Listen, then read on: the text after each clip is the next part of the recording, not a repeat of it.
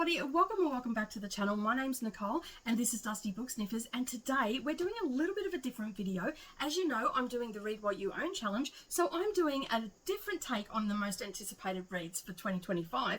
These are all off my shelf, so let's get started.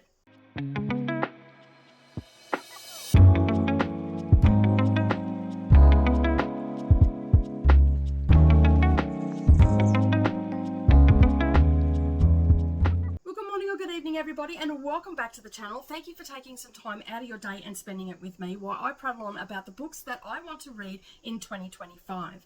Alright, so basically, this is sort of another TBR, but this is the most anticipated reads, but a different little bit of a spin on it because I'm actually shopping my shelves because I am doing the Read What You Own challenge. Now, these books, for whatever reason, have come off my shelf because they've been calling my name, they've stood out on the shelves to me, I haven't got around to them, whatever the case may be. Some have been gifts, some I have picked up secondhand and all the things, but these are all books that are off my shelf. It meets the criteria for the Read What You Own challenge, and I'm anticipating reading them, so I'm looking forward to diving into some of these titles. But I'm going to share with you what those titles are. I have 12, which I think I might have already mentioned. I have 12 books here, so I want to sort of tackle one a month if possible, maybe two a month in some other months. It'll just depend what my reading sort of entails. So these will actually be separate to my TBR videos that come out every month that you will see. You've probably already seen it. So basically what will happen is I will just add these into the collection, and I will get to them as I finish my TBR, because some months are going to be bigger than other months. So and then I'll have a quiet month, so I can basically then, you know, add an extra one of these in. But anyway, I've prattled on enough. Now these are, as I said, are just books that I've got picked off my shelf. As you know, we just recently redone the library and put all the books in alphabetical order, so they popped up again, and I'll just give you the brief reason why I have them, where they came from, and also why I want to read them. I'm not going to go into in-depth synopses because, you know what, we're going to be here for a while if we do that. Okay, so without further ado, let's get into the titles that I want to pick off my shelf. So the first one I want to talk about is The Butterfly Collector.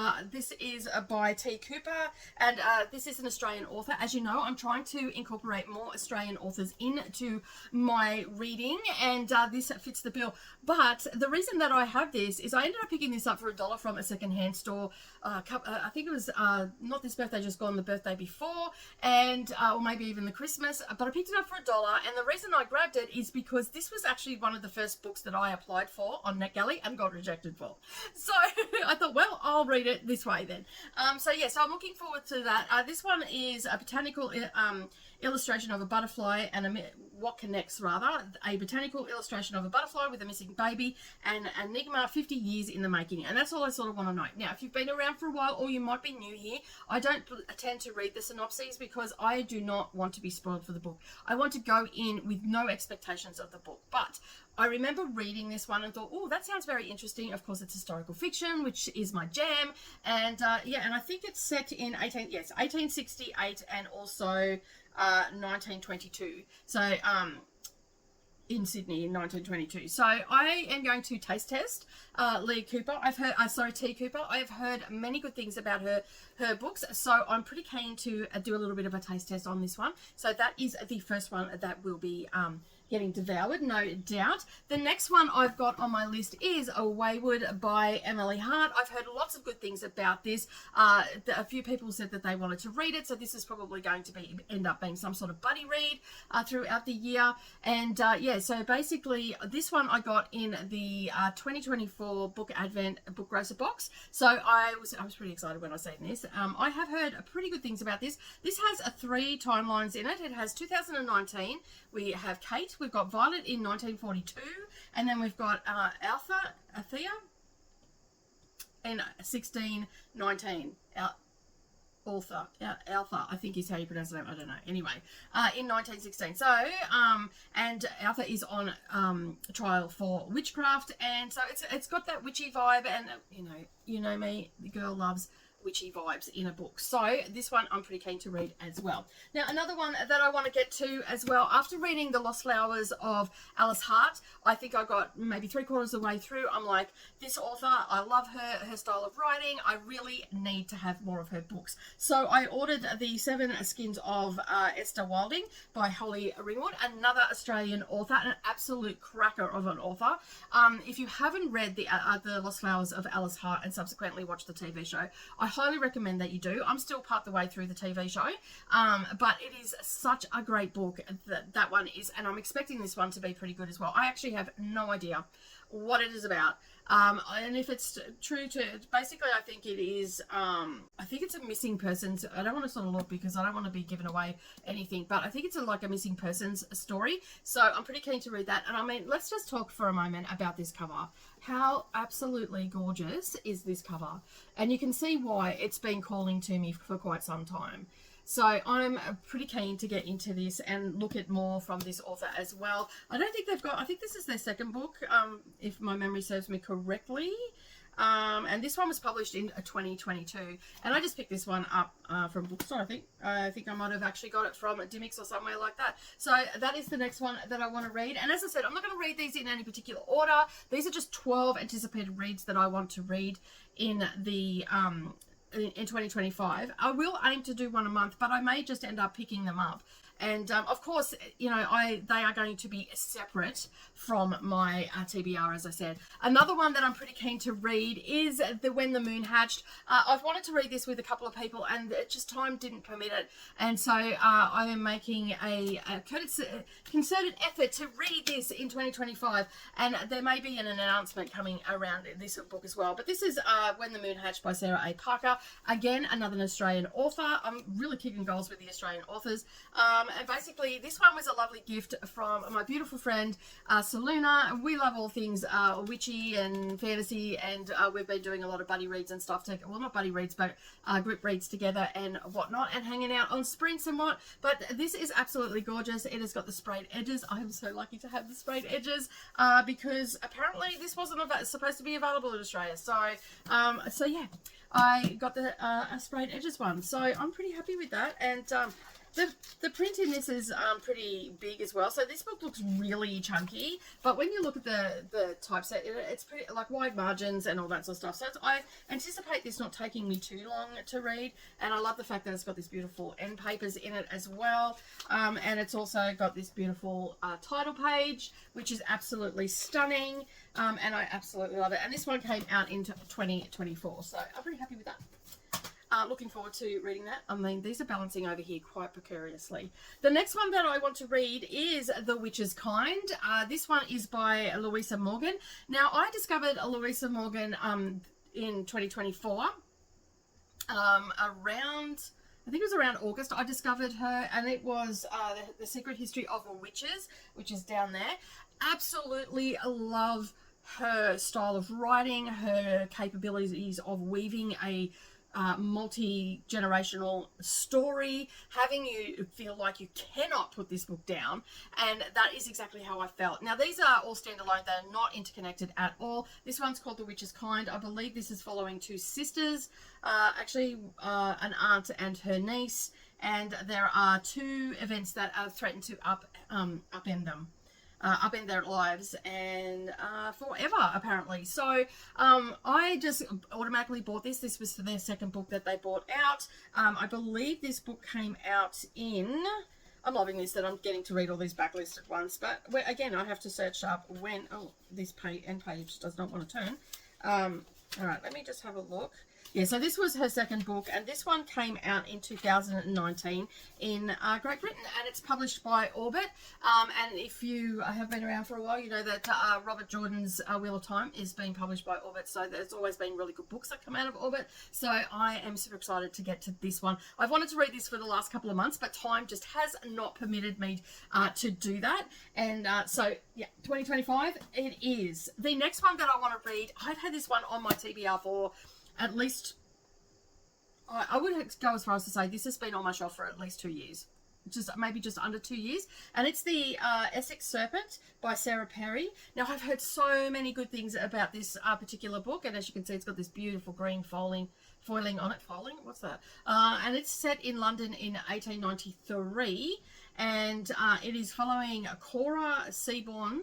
Her husband has died. She's just recently a widow. And I think it's just where we're going to be going through her life. And she encountered, it's also steeped in folklore as well, because she encounters the Essex serpent. So I don't want to know any more than that. I've seen a few of the people that I follow from the UK have read this, that read a lot of like historical fiction and all that sort of stuff, and folklore, folksy sort of stuff as well. So this one popped up on my radar back, it would have had to been maybe the end of 2022. I think it was maybe even mid-2022, and it's been on my shelf for some time, and I absolutely love this cover, and so does Savannah. So Savannah says that this one actually has to face out of the bookshelf. So yeah, I'm super excited to get, obviously I'm excited to get to all of these because the video is most anticipated reads. All right, so that's that one. The next one that I'm going to be reading is The Perils of Lady Catherine de Bourgh. This is a Darcy and Tilney mystery series. This is book 3 in the series, and this will, I don't know what other ones are coming out yet, so basically this is the 3rd one, so I'll continue reading that. It's by Claudia Gray, and I really like this series. Leandra from the TBR Zero put me onto this series a little whiles ago now, and I absolutely loved the first one, and subsequently I've bought every book since. So thanks, Leandra, for a great series, and it's one that the series that will be sticking on my series that spreadsheet that I'm getting rid of. I'm basically going through and getting rid of ones that I've got no interest to keep continue with, but this is one that I will be. And I just love the dynamic of the two main characters, Darcy and Tilney. I think that their dynamic is just absolutely fabulous, and basically it's a mystery. So we have someone that dies, and then they try and solve the mystery before it's too late.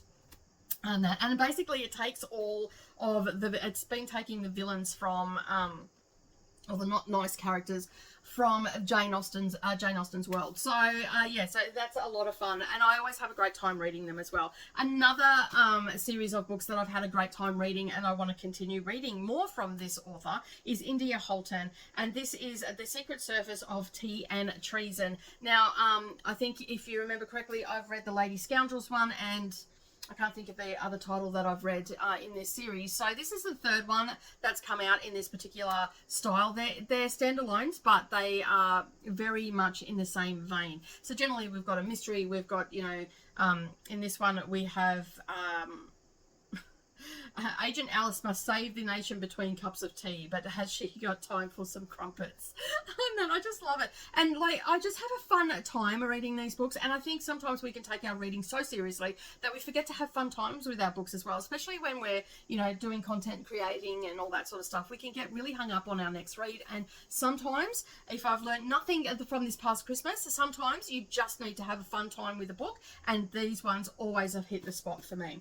The next one, which I actually don't know anything about, but I just recently discovered this author. Now, I had heard someone talk about this author before, and this subsequently ended up on my Amazon wishlist, and Jess from this Kiwi actually purchased it for me for my birthday. It is Once and Future Witches. It's got witches in the title. Went straight onto my wish list, and basically it was so I could have a taste test of this particular author. But subsequently I ended up reading just recently, and you've probably seen my video for that. I just recently read A Starling House by the same author. So let me just get this back up before all my books go everywhere. So I promptly got up after finishing that and walked over to my bookshelf and pulled off the next one that I have. Now, I absolutely fell into Starling House and could not get myself out. I just stayed there and read that whole thing until it was finished. I had a great time reading it, and I'm not expecting a lot, but I'm expecting to enjoy the writing style. Apart from that, I've not read anything about it. I did hear someone say that it was yeah, it is set in 1893. Seeing a bit of a trend here. And so I'm looking forward to reading this. And let's just face it, look at that cover. How gorgeous is that cover?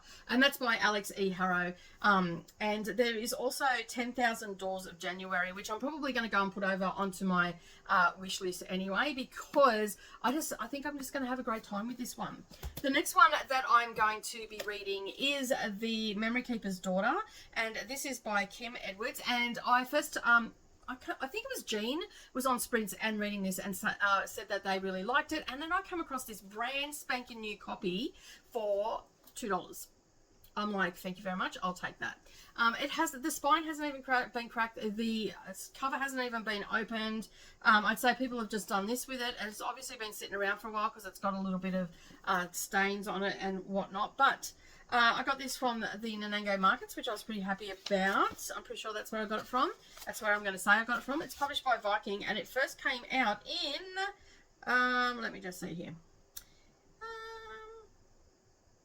2005.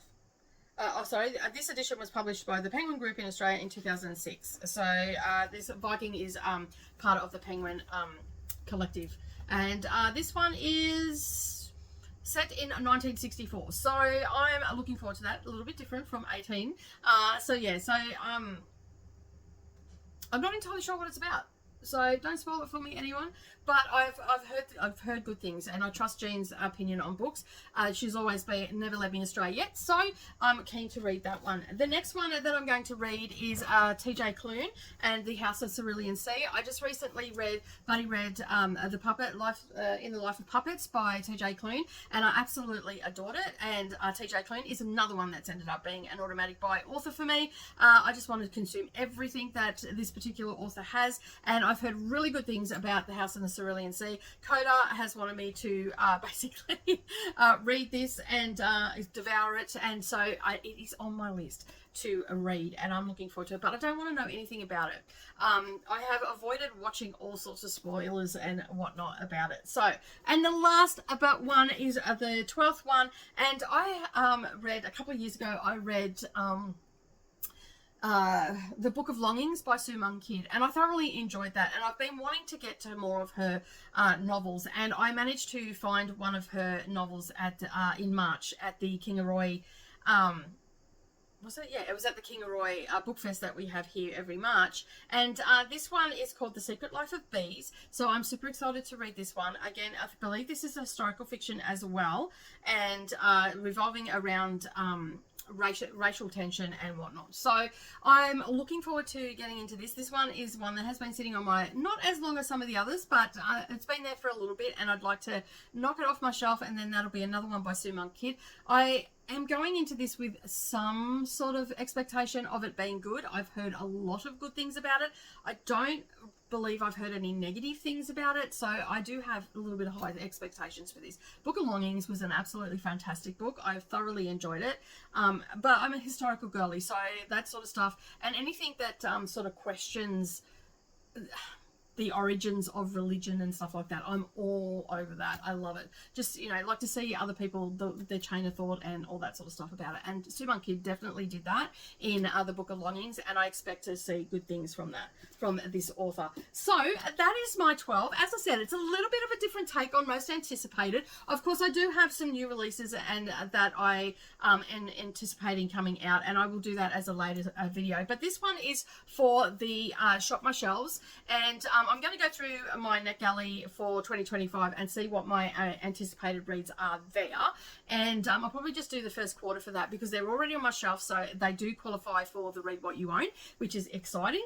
But as I said, that is my 12 books for 2025 that I want to read directly off my shelves. I hope that you've enjoyed this video, and if you have, please, if you've been lurking in the background, hit that subscribe button to all notifications, then you won't miss out on any future uploads. And of course, hop, skip and a jump over to the like button, give this a video thumbs up, and leave me a comment down below. Have you read any of these books, and was it a yay or nay for you? Let me know. Don't spoil anything. You just do a yay or nay, and if you're not chatty, just leave me a stack of books and, I don't know, some fireworks for the new year.